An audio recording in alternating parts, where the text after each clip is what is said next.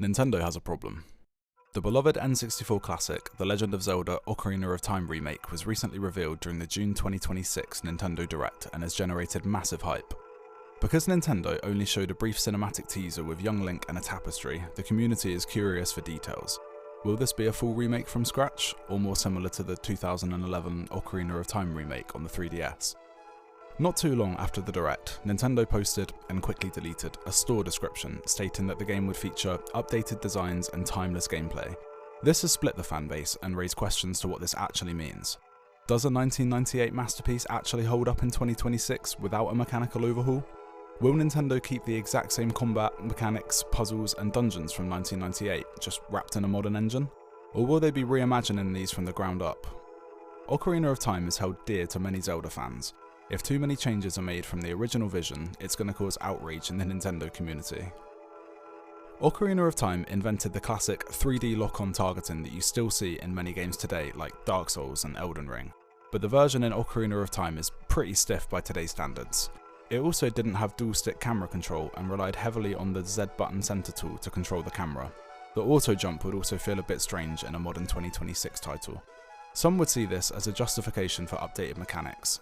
The problem is that these changes would come at a price. It would require changes to beloved dungeons and encounters, which I don't think would go down well with some people.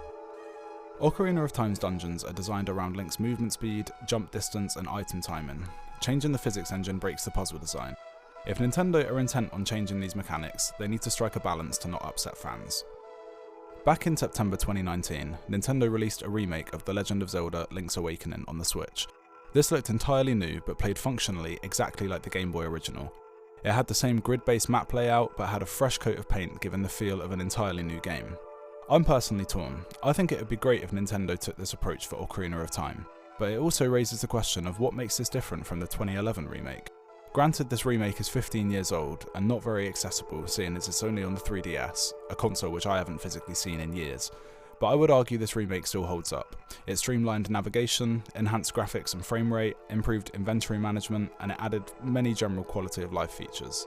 I spent hours playing this remake as a kid, and would still be happy playing it today.